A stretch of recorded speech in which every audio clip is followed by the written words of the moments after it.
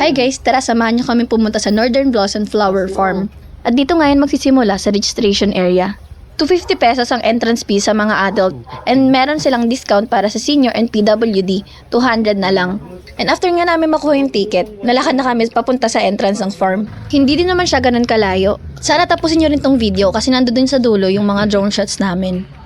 Nilalamig si guys. And take note din guys, sarado sila pag linggo. So, huwag kayong pupunta ng linggo. And siya nga pala guys, November 1st kami pumunta dito. And nabalitaan ko na maraming nasira ang bagyong Yuan. Kaya binabaan nila yung entrance fee na from 250 to 165 na lang. From here, may mag-explain lang sa inyo ng konti para sa tour nyo sa loob. And then, pwede na kayo pumasok. Let's go na guys. Ito nga pala yung mga bulaklak na bubungad sa inyo.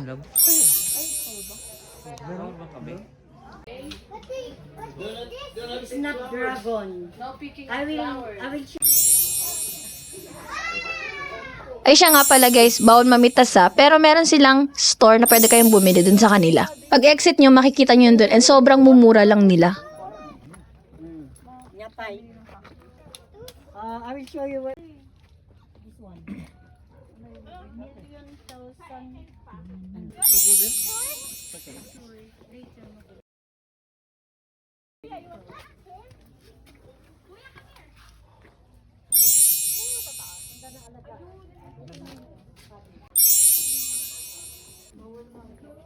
Stock lang.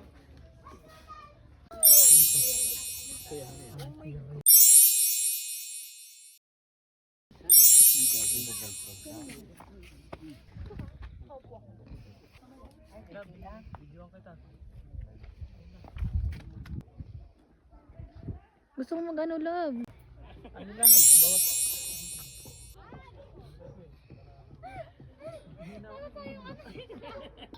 I think ang best time na pumunta dito ay umaga. Kasi kung hapon kayo pupunta, mafag na dito. And umaambon. Dahil sobrang lawak na rin ng lugar, kukulangin kayo sa oras. Kung hapon na kayo pupunta, alas 3 kasi kami nakapunta dito, ang closing time nila ay 5 PM. So bali parang 2 hours lang kami nakaikot.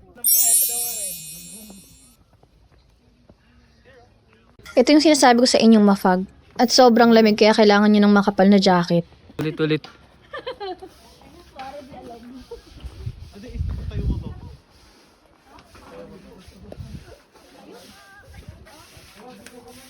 Grabe guys, zero visibility.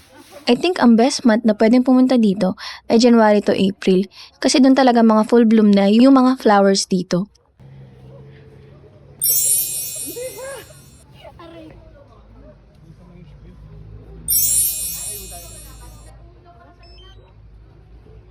Ganda.